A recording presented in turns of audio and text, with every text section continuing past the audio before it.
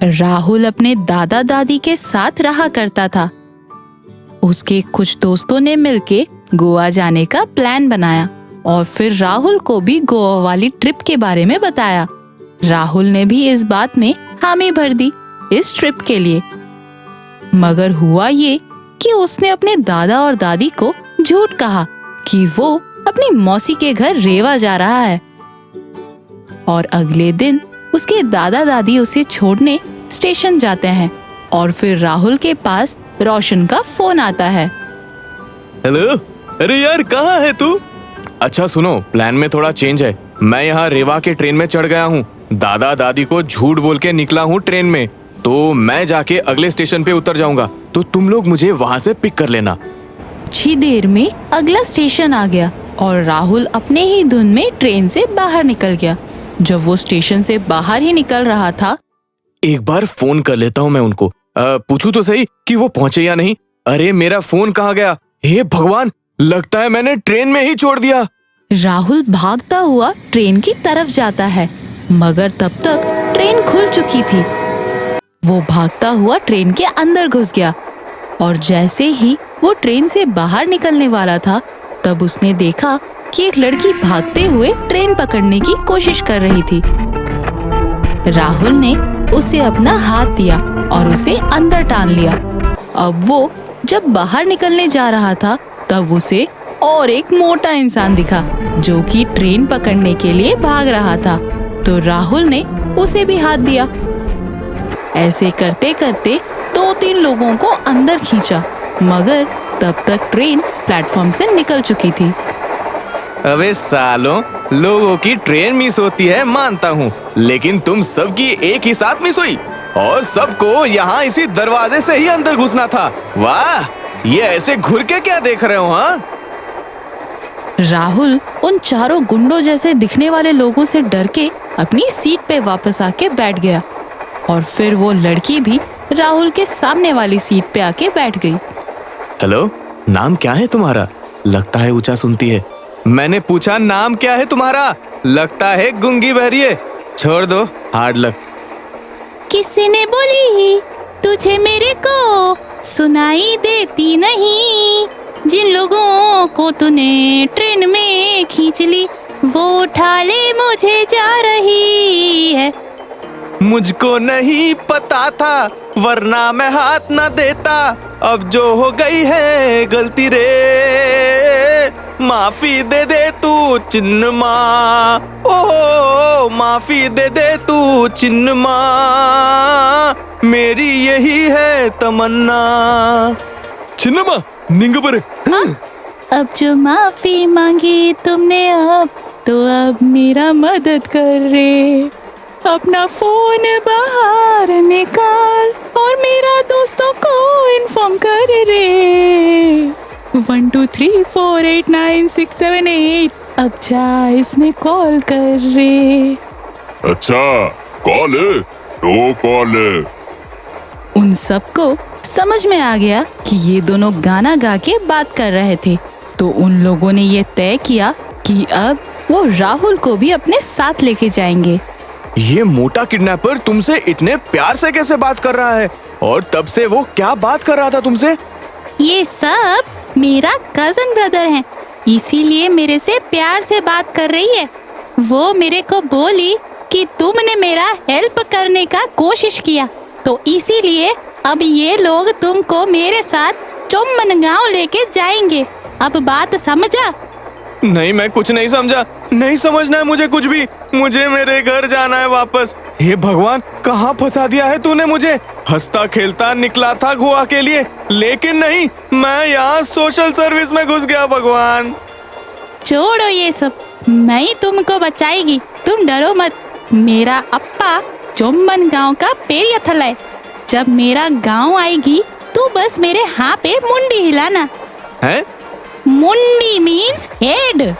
ठीक, मैं मुंडी हिलाऊंगा, हर बात पे मुंडी हिलाऊंगा। कुछ देर बाद उनका स्टेशन आ गया और फिर उन दोनों को घर लेके जाया गया। वहाँ काफी सारे लोग हाथ में खंजर और तलवार लिए खड़े थे। चिन्नमा, तुमने तो बोला था कि तुम्हारे पापा पेरिये ठल्ले या वल्ले जो भी है, फिर ये सब क्या है? This is common.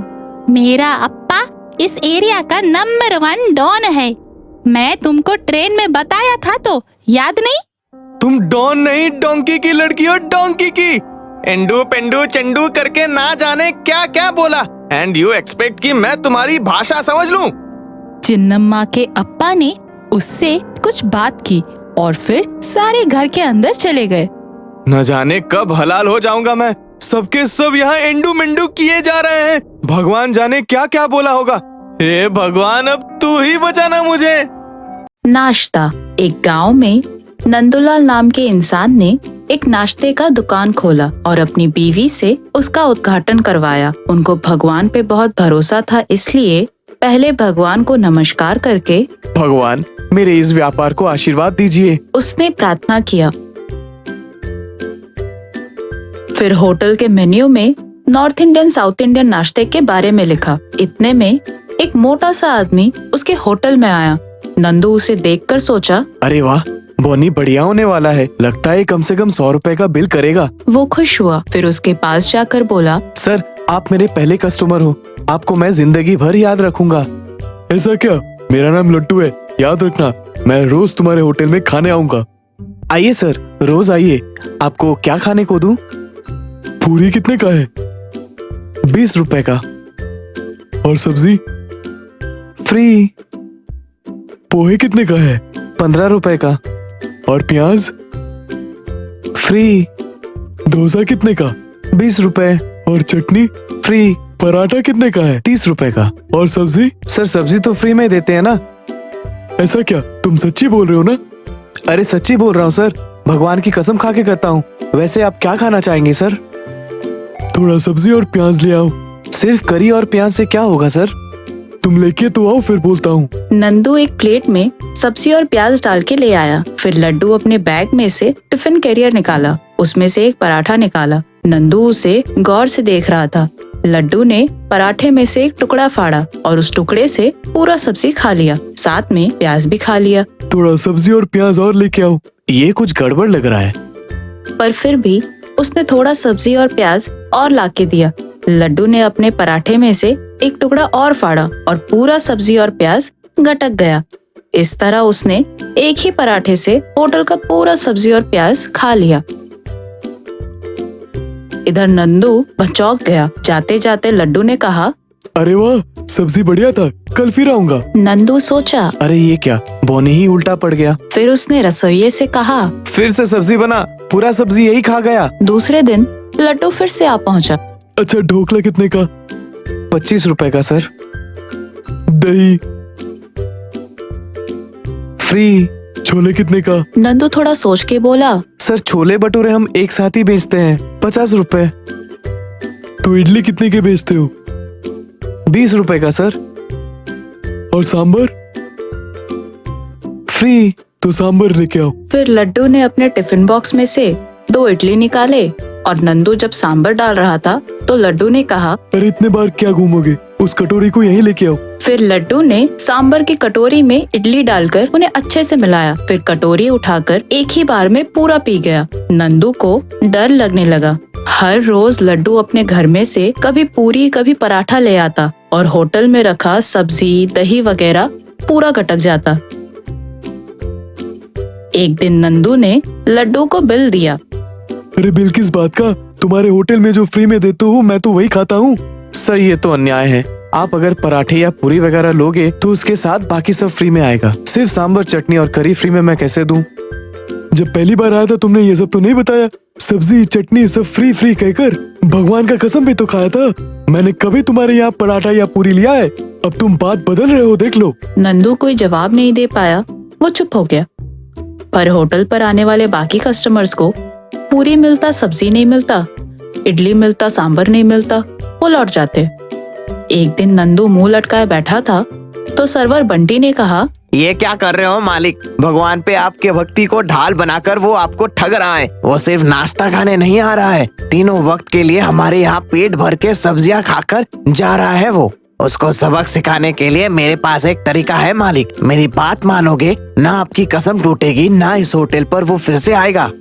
दूसरे दिन लड्डू आके बोला, रसगुल्ला का रस फ्री बोला था ना, ले आओ। साथ साथ चटनी सांभर, पूरी की सब्जी, साथ में पेट में थोड़ा सा गड़बड़ है तो एक बड़ी सी कटोरी में गाढ़ा दही लेके आना। अंदर रसोई में बंटी ने सांबर में अरंडी का तेल मिला दिया, पूरी की सब्जी में बेकिंग सोडा डाल दिया, दही में आइसक्रीम मिला दिया। फिर नंदू ने इन सारी चीजों को लड्डू को परोस दिया। ये सारे फ्री में दे रहे हो ना, फिर से बिल तो नहीं थमाओगे? सारा फ्री है सर, आप खा लीजिए। लड्डू ने 2 इडली निकाले, उसे सांबर में अच्छी तरह से मिलाया और फिर पूरा पी गया। टिफिन बॉक्स पे से एक छोटा सा पूरी निकाला, उसे सब्जी की कटोरी में डाली और फिर पूरा सब्जी और पूरी खा गया। फिर पूरा दही भी खा गया।